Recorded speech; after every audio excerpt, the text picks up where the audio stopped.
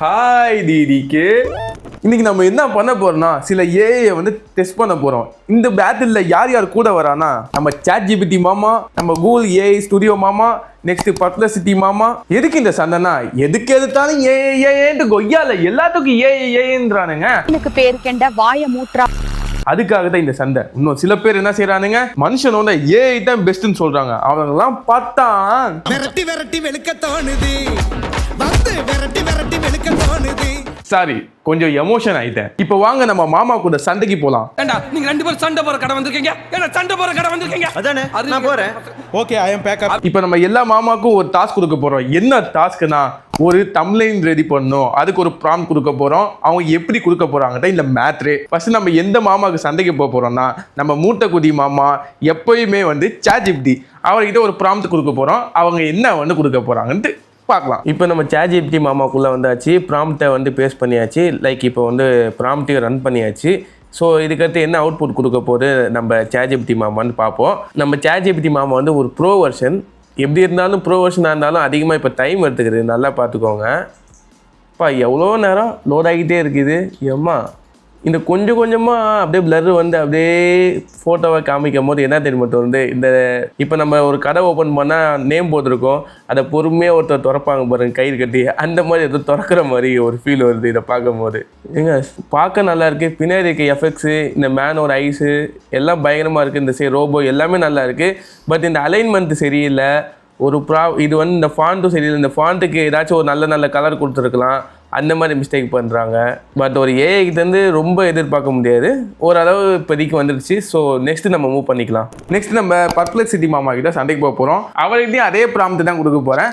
Like நம்ம வந்து Ctrl+V கொடுத்தால் போதும். தலைவன் வரானா இவன் என்ன கொடுக்க போகிறான்னு எனக்கே தெரியல. மாமா வெறும் என்னஜி, மாமா வந்து எதேதோ கொடுக்குறாரு, என்ன கொடுக்குறாருன்னு தெரில. சாரி மக்களே, நம்ம பர்ப்ளெக்சிட்டி மாமா கிட்ட ப்ரோ வெர்ஷன் இருந்தால் தான் ரெடி பண்ண முடியும். ஸோ நம்ம மொபைலுக்கு ஷிஃப்ட் ஆகலாம். வா மாமா குடிச்சாச்சு. நம்ம மாமா கிட்ட போய் இப்போ டெஸ்ட் பண்ண போகிறோம். வாங்க ஃபஸ்ட்டு நம்ம ப்ராம்ப்ட் எடுத்து லைக் போட்டேன். என்ன ரிசல்ட் வருதுன்ட்டு உங்களுக்கு கண் முன்னாடி நான் உங்களுக்கு காமிக்க போகிறேன். ஆஹா, வந்துருச்சு, கரெக்டாக வந்துருச்சு. ஏஐ பெஸ்ட்டா ஹியூமன் பெஸ்ட்டா, சும்மா பக்காவாக கொடுத்துருக்கான் நம்ம ஆளு. உண்மையாக நம்ம மாமா பக்காவாக கொடுத்துருக்காரு. நல்லாவே சூப்பராக இருக்குது. நம்ம மாமாவை சும்மா சொல்லக்கூடாது, நம்ம ப்ரோ வெர்ஷன் தான் வச்சுருக்கோம். சும்மா சூப்பராக பக்காவாக கொடுத்துருக்காரு. நினச்சி கூட பார்க்கல இப்படி ஒரு ரிசல்ட் வரும்ன்ட்டு. நம்ம கடைசியாக வந்தது நம்ம ராஜன் மாமா. அவர்கிட்ட தான் ஒரு ப்ராம்ப்ட் கொடுக்க போகிறோம். அதே ப்ராம்ப்ட் தான் கொடுக்க போகிறோம். இவர் என்ன ரிசல்ட் கொடுக்க போகிறாருன்னு இப்போ காமிக்க போகிறேன். லைக் இப்போ நம்ம ஆரம்பிச்சிடலாம். இப்போ நம்ம ஒரு கமெண்ட் பண்ணோம்னா ஒரு விஷயத்த சொல்லி என்டர் பண்ணால் மட்டும் போதும். பட் இவர்கிட்ட மட்டும் என்ன பண்ணோம்னா, நம்ம லேப்பில் யூஸ் பண்ணும்போது Ctrl+Enter கொடுத்தாரா இது என்டரே ஆகும். எப்படி இருந்தாலும் மாமாவை டெஸ்ட் பண்ணி ஆகணும். லைக் இப்போ காப்பி பேஸ்ட் பண்ண போகிறோம் ப்ராம்ப்டை. Ctrl+V. Okay, enter. இயர் தம்ப்லைன் யூவன் தலைவர் லோட் ஆகிறான். மாமா வந்து ஒரு 10 செகண்ட் கூட ஆகலை, ஒரு 5 செகண்டில் தலைவன் வந்து எடுத்து கொடுத்துட்டான். லைக் இதோட அவுட்புட்டை உங்களுக்கு வந்து போஸ்ட் பண்ணுறேன். மாமாவுக்கு கொஞ்சம் குசும்பு அதிகம். ஏன்னா நம்ம என் குமரன் ஆஃப் சன் ஆஃப் மகாலட்சுமின்னு ஒரு படம் இருக்கு இல்லையா, நம்ம ஜெயம் ரவி படம். தலைவன் ஒரு சிலையை உடைச்சிருவான். லைக் திருப்பி வச்சிருந்தோம், ஐயோ இந்த மாதிரி சிலையா, இந்த மாதிரி சிலையை பார்த்ததே இல்லையா அப்படின்னு அந்த டைலாக் மாதிரி இந்த மாதிரி ஆக்கி வச்சிருக்காரு.